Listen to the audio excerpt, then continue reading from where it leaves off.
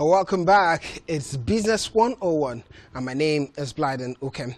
Today in Business 101, we'll be looking at electricity sector, the power sector in Nigeria. We're looking at 2025. We're approaching the first quarter of 2025 and what the possibilities could be in the sector.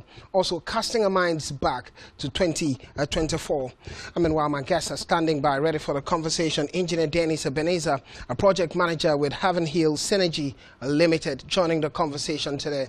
Engineer Ebenezer, so good to have you on the show.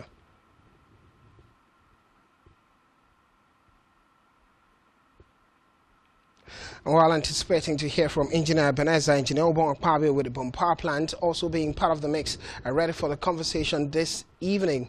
Engineer Obon Akpabio, good evening. Welcome to Business 101. Good evening. It's so good to be here. All right. Well, we're trying to do a catch-up with Engineer Ebenezer there. Engineer Ebenezer, if you can hear me probably, let me know. Well, quickly, let's get to the thick of the conversation quickly. Engineer Obong, in recent times, last year we spoke about the Nigerian power sector, and we look at certain indices, the problems in that direction, and we're talking about electrification programs in rural areas. I remember the conversation very well. But today we'll be looking at 2024, after all the policies from the government, after the privatization of the sector had gotten to 10 years, we're looking at the new outlook, and behold, the new outlook is here. Part of the conversation from last year from my end would be we saw multiple grid collapse, but put that side by side to this year, it's been exciting news, especially the early part of this year, when the power minister came out and said, look, we've been able to generate 6,003 megawatts of power. And now I put it to you. Give me your thoughts regarding the power sector last year and the possibilities for this year. Looking at the grid instability, comparing 2024 with 2025, we have seen a massive improvement in that sector. One of the improvements has been the deployment of the SCADA network in order to monitor the grid imbalance. SCADA is just a control and data acquisition that helps to monitor the load in order to monitor the grid.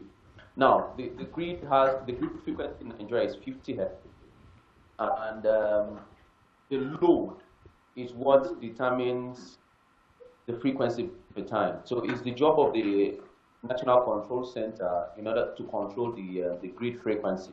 So far so good. They have been doing a fantastic job, and we've even had the NEC, going from power plants to power plants, you understand, to find out what is their need specific problems in order to address them, so that the grid system can be more stable.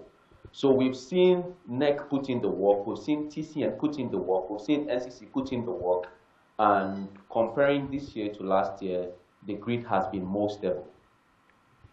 Okay, so possibilities for this year has been the fact that there have been lots of renovation work or maintenance work for the national grid, and it's been most stable.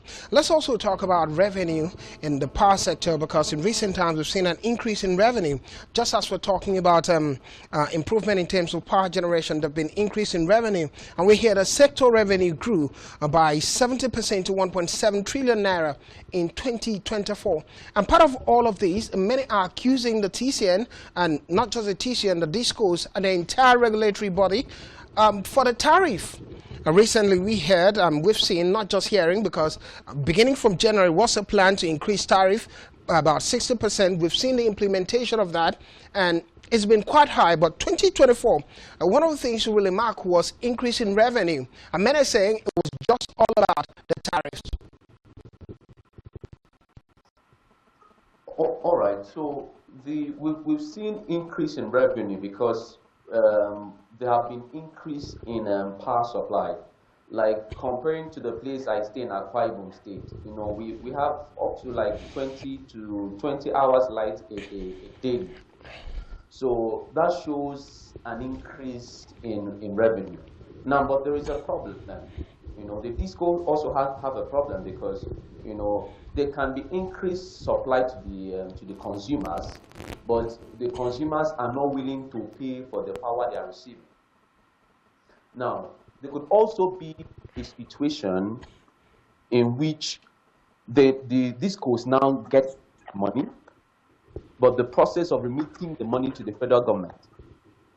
Now, understand that for us, the GENCOs, we receive our revenues from the federal government, not directly from the consumer.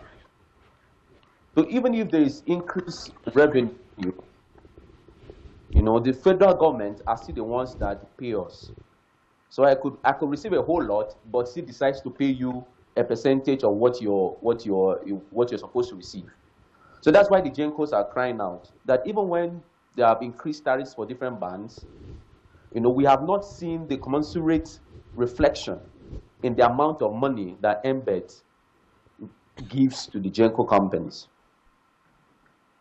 Okay. I don't even, you understand what I'm saying? Well, I'm trying to also, because I think many Nigerians are looking at it. In other words, there's massive revenue, but the generation companies are not having that amount of money. It's not reflecting for the generation companies. But the discos, somehow, they're also complaining despite all of this. And put this side by side to the explanation you're about to give. Because the discos are saying that the federal government and most of the governmental parastatals departments, recently, just today, we talked about the military also being involved in vandalism, not just the Air Force being involved in vandalism in Ikeja, Lagos. And they're saying most of these departments, governmental departments and parastatals have not been paying the cost of electricity. They've not been paying. So at the end of it, there's increase in revenue, but much could be done. Yes, that's why I started by saying that the disco also have a challenge.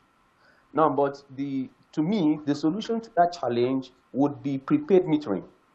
Because one of the problems in situations like that is that it's an estimated billing. So that a consumer collects power, and after that, it doesn't pay.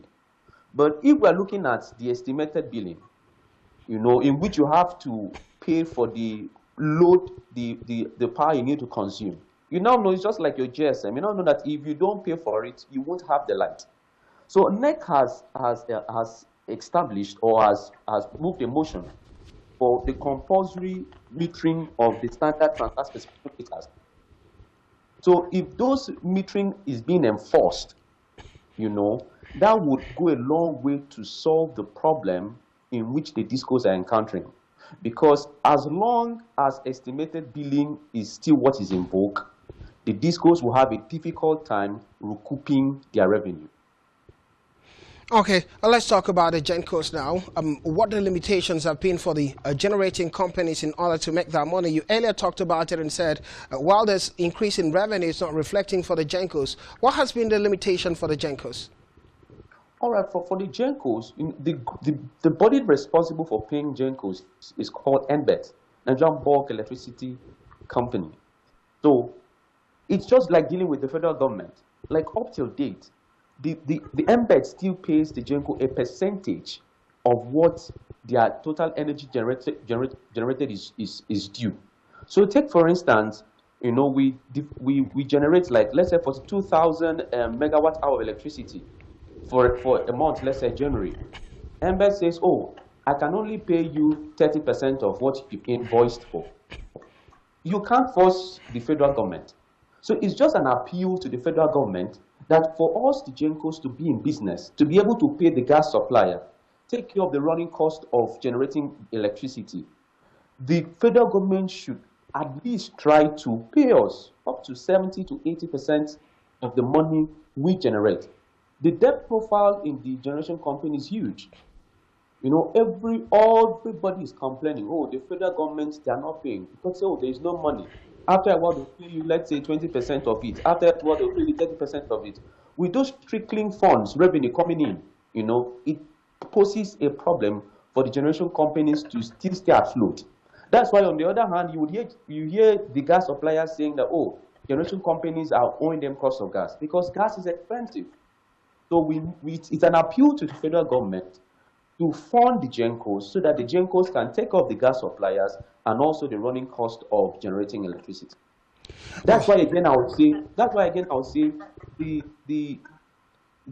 sector, the generation sector is not lucrative. You see a whole lot of people not wanting to go into the sector because of, number one, the huge amount of money it takes to start up the sector, and even after investing so much, you're not still getting the value for the money you've invested. All right, many concerns, especially for the Gencos moving forward and trying to get the value for the money they've invested. Well, if we have to look at some of these conversations around this, we heard that NEC, the Electricity Regulation Commission, the body regulating electricity in Nigeria, has directed DISCOs to publish refunds made on meters purchased. And while it's been an unfolding conversation, just as we also hear that the date owed Gencos now, it's a 4 trillion naira back then, or even increasing more than that, and $2 billion investment recorded last year. Well, Engineer Obong, let's look at it from this angle. Because one thing is, when you look at governmental policies and the direction it's going, what do you make of 2025? And now we've seen increase in tariff, and now we've seen, you earlier talked about improvement in terms of maintenance of some of the facilities. Many would also look at a case of insecurity amid multiple grid collapse last year and how this is working. Take us through how the government is handling all of this to make sure, now that we having certain areas that are having more power, about 20 hours, and they're calling them Band A, and how the government is going to continue to sustain this, and we do not have multiple grid collapse as we had in 2024. All right. So for the issue of the grid collapse, I actually said that the NTC has deployed a SCADA system. Okay. A remote monitoring system that monitors the grid. So that SCADA system is one means of helping us to have a stable grid. Another thing they are deploying is what we call governor control, in which the load in each generating station responds to the frequency per time, because it's just a balance between load and frequency. So once we take a whole lot of load, you understand, the frequency drops. Once the load reduces, the frequency goes up. So it's just about the load frequency balance. And NCC, they are on top of the game, to actually minimize this imbalance. Now, when we look at the NEC, just recently the NEC gave legal to some states to manage their regulatory body, like the Niger State, Ogun State, and Lagos State. So when you break up something bulk into tiny pieces, you can be able to exercise more control. Because to me, the bulk of the work was on NEC.